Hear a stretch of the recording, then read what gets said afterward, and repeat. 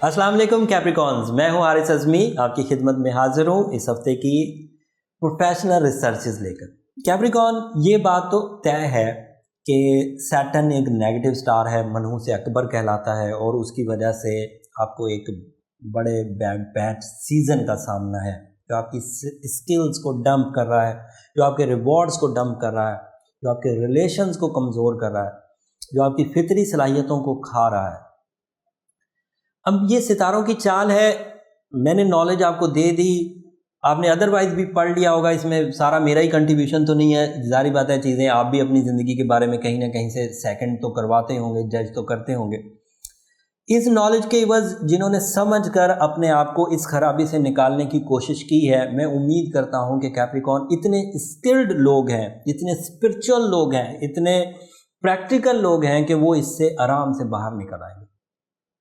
Female side पर इसकी खराबियां कुछ ज़्यादा थी, क्योंकि मेल साइड पर तो ये ट्रबल्स जो हैं, ये male energy, male planning, male resources की वजह से ज़रा जल्दी सॉल्व हो जाते हैं। फीमेल साइड इसकी ट्रबल में ज़्यादा आती हैं, क्योंकि जो कैंडिडेट थी लाइफ पार्टनरशिप की वो लेट हो जाएंगी। एंड अगर कोई फीमेल अपने लाइफ पार्टनरशिप से लेट होती है तो उसके मेरिट डिक्रीज़ होते हैं। फिर सेहत में अगर कमज़ोरी आए तो फीमेल साइड पर चेहरे पर ही दिख जाती हैं। उसके अलावा फीमेल साइड को एक एडवांटेज है कि फ़ीमेल साइड ज़्यादा जॉब पेशा नहीं होती, बहुत कम होती हैं जो जॉब पेशा हैं, उन्हें तो बहरहाल ट्रबल आएगी, जो कैरियर अपना परफॉर्म करती हैं उन्हें ट्रबल आएगी, लेकिन जो हाउस वाइफ कैप्रिकॉन्स हैं उन्हें रुपए पैसे की तरफ से कोई ख़ास ट्रबल नहीं आएगी। इस सैटर्न के ट्रबल ज़्यादातर 3 एरियाज़ को प्रॉब्लम देती है। एक फ़िज़िकल हेल्थ, इसमें मेल एंड फीमेल दोनों आ जाते हैं।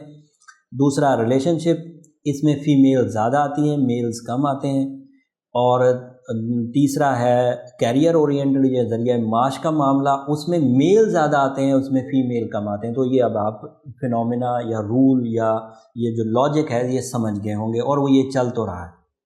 फर्स्ट हाउस में इस वक्त आपके यहाँ बल्कि 12वें घर में आपके यहाँ सैटर्न अभी चल रहा है, और 12वें घर से फिर वो पहले घर में आएगा और फिर वो दूसरे घर में आएगा। इसका कुछ हिस्सा एक्यूरियस पर कन्वर्ट हो जाएगा, लेकिन बहरहाल सैटर्न इन 3 एरिया में नेगेटिव ही है, और ये 7.5 साल का पीरियड बनेगा।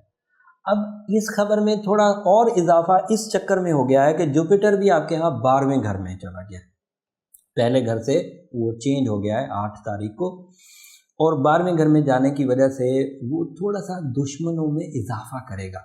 तो थोड़ा सा आप मज़ीद मोहतात हो। सॉरी हाँ, मैं जब भी खबर सुनाता हूँ कोई उल्टी खबर होती है, तो कैप्रिकॉनियन को काफ़ी अरसे से मैं कोई बड़ी अच्छी खबर नहीं सुना सका।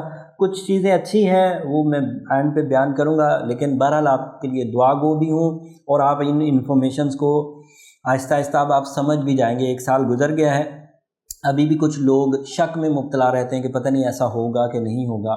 मैं क्योंकि 2-3 सितारों की 7.5 देख चुका हूँ, इसलिए मुझे तो अब ये काफ़ी हद तक बिलीव हो गया हुआ है। आपके साथ पहली दफ़ा हो रहा है, तो आप अभी बिलीव करने में शायद 1-2 थपेड़े, 1-2 ठोकरें और खाने के ख्वाहिशमंद होंगे। लेकिन बहरहाल जो भी आपका क्राइटेरिया है किसी चीज़ को कबूल करने का, जब वो आप कर लें तो आना आपको रूबी की तरफ ही पड़ेगा, सूरह शम्स की तरफ पड़ेगा, सूरह नजम की तरफ आना पड़ेगा। यही वो रेमेडी है जो मैं पिछले 2 सितारों की 7.5 में इस्तेमाल करते हुए उन्हें इन ट्रबल से निकालता हुआ आ रहा हूँ। सूरह शम्स दिन में पढ़ने से वो खैर और बरकत मुयस्सर आती है जो टाइम डिज़ास्टर्स को रिपेयर कर देती है। सूरह नजम के रात में पढ़ने से आपका जहन उलझने से बचता है। रूबी स्टोन वेयर करने से आप प्रोटेक्शंस में चले जाते हैं। आपके साथ ये जो सैटर्न नेगेटिव रेडिएशन भेजता है, ये रिपेयर हो पाती है। सदका खैरात भी आने वाली परेशानियों को टालता है। तो उम्मीद करता हूँ कि ये सब बातें आप आज नहीं तो हफ्ते बाद, 10 दिन बाद समझ ही जाएंगे। लेकिन जो पॉजिटिविटीज़ हैं, उन पॉजिटिविटीज़ में यूरेनस 4th हाउस में आपको कुछ एक्स्ट्रा अपॉर्चुनिटीज़ देगा, जिसकी वजह से आपके ये जो रीसेंट इश्यूज़ हैं इसको बहुत हद तक नए मौक़ों के एवज़ रिकवर किया जा सकेगा।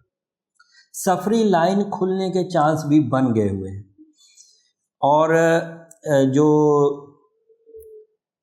टेंशन्स हैं उनके रिकवर होने का मौका भी आपको मिलेगा आपके पीस से, आपकी स्पिरिचुअलिटी से। वो ये मून की वजह से, चांद जो रबीउल अव्वल का हुआ है, इससे आपको ये एडवांटेजेस मिलेंगे।